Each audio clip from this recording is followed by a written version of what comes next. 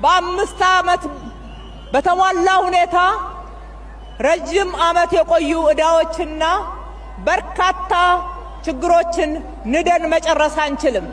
ግን በ5 ዓመት ውስጥ እንደ 50 ዓመት ገስግሰናል። እንደምታውቁት ነጮቹ ሲተርቱ ከኛ ቀድመው ከተማዎቻቸውን ሀገራቸውን የገነቡ ሮም በአንድ ጀንበር አልተገነባችም ይሉናል። ነገር ግን ሂደታችን ፈጣን ነው። በአንድ ጀንበር ሁሉም ባንጨርስም ሂደታችን ፈጣን ነው። 24/7 የሚባል መለያ አለን። 24/7 2013 ምረጡ ስንል ያስተዋወቅነው ቃል ነበረ። በተግባር አይታችሁታል። አዲስ አበባ ቀንም ሌሊትም ትሰራለች።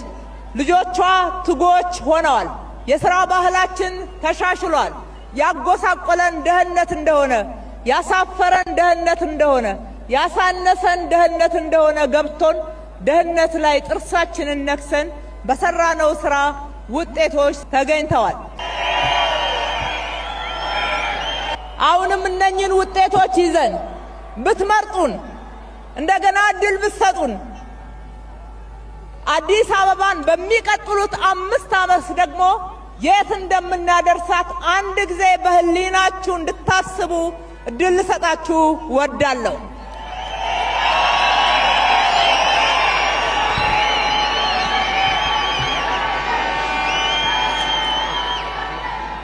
በርካታ በመቶ ሺዎች የጀመርናቸውን የመኖሪያ ቤቶች እንጨርሳለን። ተጨማሪ 100 ሺዎችን ገነባለን። የመኖሪያ ቤት እጥረትን በመሰረታዊነት እየቀረፍን እንሄዳለን። የከተማችንን የመጠጥ ውሃ አቅርቦት እጥረት እንዳለበት ዛሬም እናውቃለን።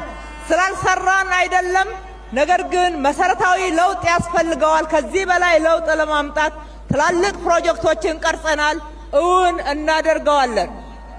የትራንስፖርት መሰረተ ልማትን በሰፊው እንደገነባን እናምናለን። ይታያል።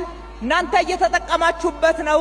እሱ እንደተጠበቀ ሆኖ ግን አሁንም ገና ዘመናዊ ትራንስፖርት በሀገራችን በከተማችን አዲስ አበባ ደግሞ እንደማሳያ መገንባት አለብን ብለን ትላልቅ ውጥኖችን ይዘን ከፊታችን ባሉ ጊዜያቶች እውን ለማድረግ እንተጋለን። በአጠቃላይ የጀመርነው የልማት አብዮት ይቀጥላል። የቀረን ጎስቋላ አካባቢ የምንለው 30 እጅ ለሚቀጥሉት 5 ዓመታት አበባ መስለው ከሌሎች አዲስ አበባ አበባ ከመሰሉ አካባቢዎች ጋር እንዲስተካከሉ እድል እንዲያገኙ እነሱም እንዲያምሩ እንዲያብቡ እናደርጋለን። የአዲስ አበባ መንገድ ሽፋን በከፍተኛ ሁኔታ እናሳድጋለን። ሁሉም የአዲስ አበባ አካባቢ ብርሃን የሞላበት ጨለማ የተወገደበት እንዲሆን እናደርጋለን።